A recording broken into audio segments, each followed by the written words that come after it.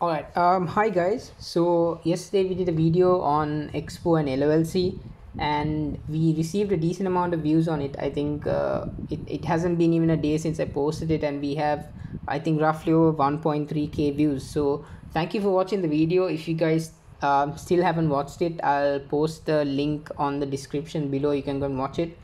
So today we're going to do the same thing. We're going to look into Brown's investment, and my plan was to do Kalini tires, but unfortunately people wanted LIOC mostly, so we'll be looking into those two today. And tomorrow, if I'm going to make a video, I will do Kalini tires and some other counter. So right, so we'll get into it. So we're going to do the same thing that we did yesterday. So what you see here is the chart of Brown's investment. So well, like we did yesterday, we're going to zoom out of the chart and we're going to look at the overall direction of the stock. So you can see that the prices are in a clear uptrend. So what that says is that obviously the price action is favoring the buyers, and you shouldn't be trading against the trend. So you know that your position should be in favor of the overall market trend, which is to the upside. So you should be trading on the long side. So now that we know exactly where we're going to trade, on which direction, we are going to quickly look into the moving averages. So we're going to do the same thing. We are going to have the 10, 20 and 50 moving averages.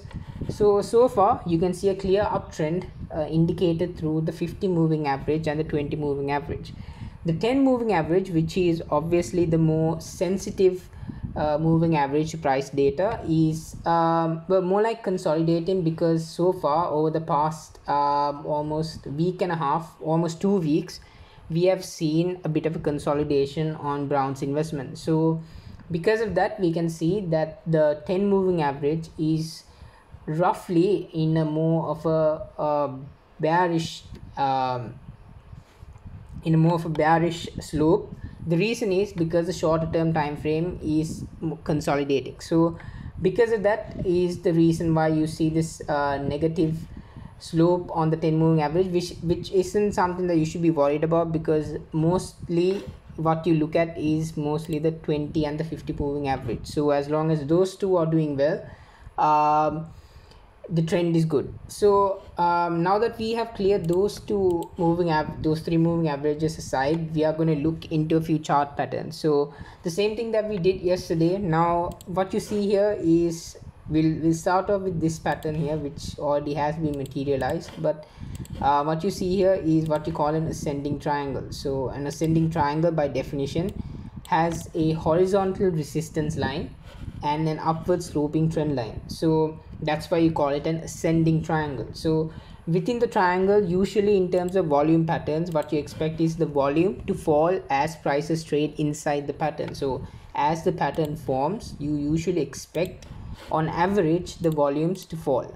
So that's what we have seen here so far. So over here up till around this point right here, which is almost where the consolidation phase was over, you can see that the volume has gone lower. So the moment we see a breakup, we want to see strong volume, and which is what we did have. So you can see this candle right here is also where we got the highest volume coming up. So that confirms a breakout. So like we discussed yesterday, a breakout is not just confirmed through volume, it also is confirmed through price action. And how we confirm it is that you need to see a proper close above a resistance line to make sure that we have a confirmed breakout. So two things to confirm a breakout: one is a volume pattern, and two is to see prices close above resistance. Now there are other confirmation signals that we won't be looking into right now, but for now, on the basics point of view, those two are what we look at. So we have this breakout right here, and in terms of measuring a price target, what we do is we take the height of the pattern, which is the highest point of the resistance line, which is roughly around, which is at 12, and the lowest point of the pattern, which you can take it as this point right here. So that low is 8. So you have a height of 4 rupees, and you add it to the resistance line, the breakout level, which gives you a target of 16. So this is your ascending triangle price target, which is 16 rupees. Now if you had gone through my video yesterday, you would have probably identified that we can see a flag formation as well. So how now usually in the video that we did yesterday, I defined a flag formation as a continuation pattern. So what it says that if that pattern forms on an overall uptrend, that indicates that most likely the uptrend is going to continue. So what we see here clearly is a flag. Second, let me draw it. Okay, so this part right here is what you call a flag. It's more of a wedge, but it doesn't have to be exactly two parallel lines. It can be a wedge as well. So what you see here is more of a wedge. So that's a wedge, and then we have an impulse move, but like we said yesterday, a vertical move up. So that creates a flag pattern. Now in terms of price target, again we do the same thing. We take the height of the pattern or height of the flag pole, which is roughly 1540 rupees, and you minus it from the start of the pattern, which is roughly around this point right here. So with that's around 1090. So that gives you roughly around 4.5 points. So 4.5 points added to 1540 gives you a target of around 1990. So that is your target from the flag formation. Now okay, now that we have figured out price targets from both our major patterns, what we need to see is that we can see that today Brown's investment kind of had a breakout. Now would you consider this a breakout? In my opinion, no. There are several reasons. One was that we didn't really see much volatility today. It was more like prices just breaking through a barrier without any sort of substance. So what we see here is very low volatility. Usually in a breakout you need to see high volatility. Just like this breakout above the ascending triangle, you had a big range day. When I say a range day, it means how big was the day in terms of the range, from like so here the range was the high was 1320 and the low was around 12. So that's almost 1.2 rupee range, and here the range was pretty much just 20 cents. So in terms of volatility, not much to warrant a breakout, and also in terms of volume, we barely saw any volume coming in. So would I consider this a breakout? No, because we need to we have certain rules that we need to follow, and in terms of those rules, it does not indicate a breakout. So are we going to ignore this? Absolutely, because there's no reason for this to be a breakout, because it does not respect our rules. So one, no volume, and two, there was no volatility, and we didn't have a proper breakout. So will I consider this a breakout? No. But are we going to see a breakout in the future? That really depends. So what we're going to do is we're going to adjust our trend line. We're not going to have a trend line over here. We're going to bring it over to here. So if we can break this trend line on high volume, that might most likely be a confirmed breakout. So I will update that on Twitter whenever it happens, or whenever if it does happen, I will update it on Twitter so you guys know. Okay, so now that we have looked at the two primary chart patterns on Bill, and also we have looked at the overall price action. We know that it's bullish. We have looked at the two major patterns on the chart. We have figured out two price targets. One is at 16, the other one is almost at 20, and we have also figured out that we still are yet to receive confirmation of a breakout. So until we receive confirmation, this flag pattern is invalidated. So that's that. Now if you had watched the video yesterday, what we're going to do next is we're going to obviously dig down into shorter time frames to see where our stop loss is going to be. So in terms of a stop, I will just roughly look at the hourly chart. So here are certain support levels that might be of importance. So here's one over here, which is 1370. That's one stop level that you can consider. Here's one over here at 13.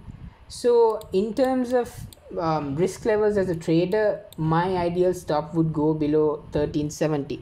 But that being said, your risk level depends on your own risk appetite. So I mean, my usual risk level is roughly between 5 to 7%. I do not risk more than that on a trade, but there are some people who risk 10 to 15%. So if they're happy with that, that's fine. And sometimes sometimes probably your stop level might be more than 7%. So what you do then is you usually adjust your position size. So you usually reduce your size to reduce the rupee loss. So in terms of a stop, my stop would roughly go as a trader below 1370. But if you want to give it a bit more flexibility, you can have your stop below 13 rupees as well. So for me, if this flag formation is correct, and if you are to see a valid breakout, then most likely we shouldn't be breaking below 13, but we should be breaking to the upside. So if we break below 1370, that might be a bit of a red flag. Probably most likely we might see a bit more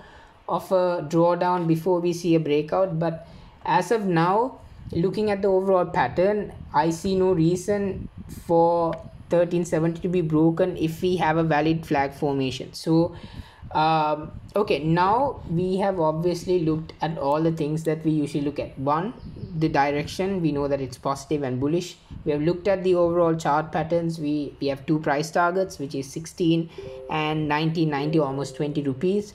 And also we have identified two stop levels. One is at 1370, and if you want to give more flexibility into your trade, you can bring it below 13 rupees as well. So now that we have identified all of that, that being said, again, like I said, you need to adjust your risk level according to the way you trade. This is the way I trade, so this is where my stops are going to be. That doesn't mean that your stops need to be at those levels as well. So we have looked at that overall view of Brown's investment. I don't see a reason to look at the weekly. As of now, we do have a bit of an extension, but we do have consolidation here, so we can clearly see a flag formation on the weekly as well. So the weekly looks solid. It looks like it wants to move higher and test this 16, and most likely even test 20 as well over the next few weeks. In terms of the volume pattern, it is favoring the buyers as well. So overall, in terms of volume, chart patterns, the overall price action, and so on, and even the risk level, you have a good trade on Brown's investment. So something that I would have on my watch list. And it's a risky trade because usually the LOLC group is risky, so obviously trade according to your stop levels, and respect and have discipline on your trade. So in case the trade does go south, you can avoid making major losses. So that's on Brown's investment. So next, let's look at LIOC. So LIOC had a major run today. Actually, it has been having a major run since its breakout above this 30 rupees. So it's gone well above 100% from this breakout right here. So for now, let's just again do the normal basics that we do. So overall, what we see here is an uptrend, right? You see a bit of a rounded bottom over here, which was more of a consolidation, or you can call it a base. So price has created a nice base before it broke out, and after it broke out, we can see this impulse move all the way from 30 to 67, almost 67. So now that we know where the what the overall trend is, we quickly look at the moving averages. So you can see that the moving averages are clearly aligned, signaling a strong uptrend. So there goes the moving averages. And then what we look at is we look at certain patterns. So the best pattern that I saw on LIOC was on the monthly chart. So on the monthly chart, we have this more or less a large wedge that has been forming for multiple years. So this bullish wedge has been forming since around the start, almost the end of 2014. So roughly around 7 years, we have seen this large base forming on LIOC's monthly chart. So what you see here is a breakout in September of 2020. You can see this big volume coming in.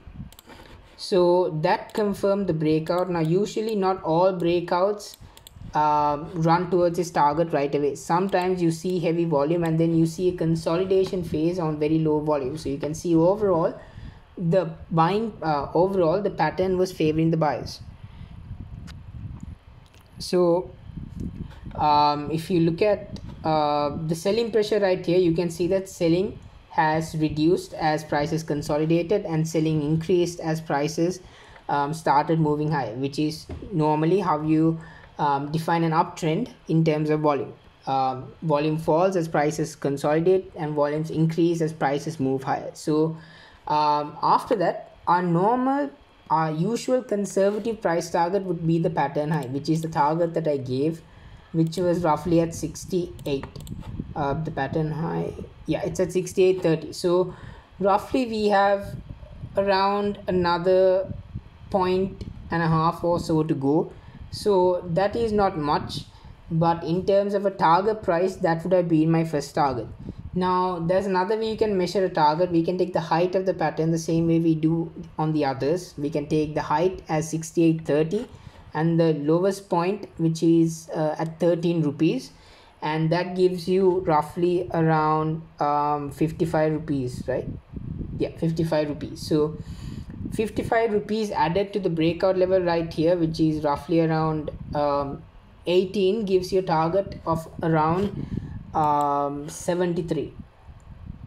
So that itself is roughly around a 10% gain from current prices as well. So that's the overall price targets for LIOC in terms of patterns. One we have already identified as a conservative price target was a pattern high, which is usually what most people take in term when we find a price target for wedges.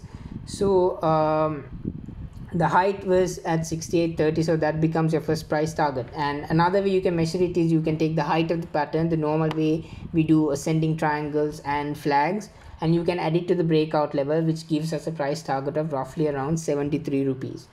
So we have identified two price targets, one at 73, the other one at roughly around 68.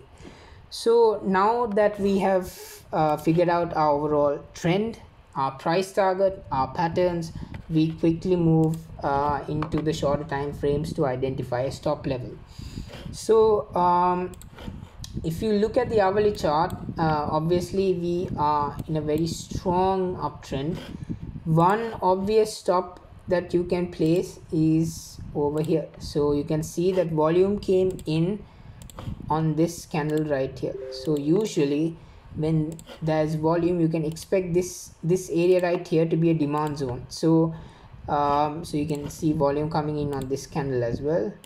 So that's roughly going to be a possible demand zone over here. So that price is at 47. So ideally that would be my initial stop level. Now obviously 47 is a bit far away from current prices, so that's something that you might want to keep in mind. So that's that is going to be a stop level. That's going to be a first stop level. If you want to have another stop level, that would be roughly over here, and that is roughly around 51. So that's a bit more closer to current prices, but yet over 30% away. So that's something that you might need to keep in mind. But overall, those are the two stops that I can really point out on the chart, because as of now what we have seen is we have seen a very strong move. So usually on moves like this we do see a bit of a pullback, but usually if the price action is strong, we see a continuation in prices. So so those are going to be my two stop levels. And in terms of price target, we have already figured out that our price target one is 68 and our second price target is 73. So that is the analysis on the two counters. If you guys have any questions, you can always ask on the comment section. You can comment below and then I will answer your questions. If you guys have any other charts that you want me to look at, you can comment below as well. I will look into them and I'll try to create a few videos on them. So overall, though, that is pretty much the technical side of LIOC and Brown's investment. So if you did like the video, don't forget to subscribe, like the video and share it with your friends, and most importantly, Comment below your thoughts on my analysis, and is there anything else that I need to improve on, is there anything else that I need to add into my charts. Yeah, that's about it. It was a bit more of a longer video than the previous one, but I hope that you understood what I said and I was able to get the point out. If, like I said, any questions, let me know in the comment section and I will take my time to answer your questions. So hope you have a good day. Merry Christmas, and hope to make another video soon. Thank you guys, thank you for watching.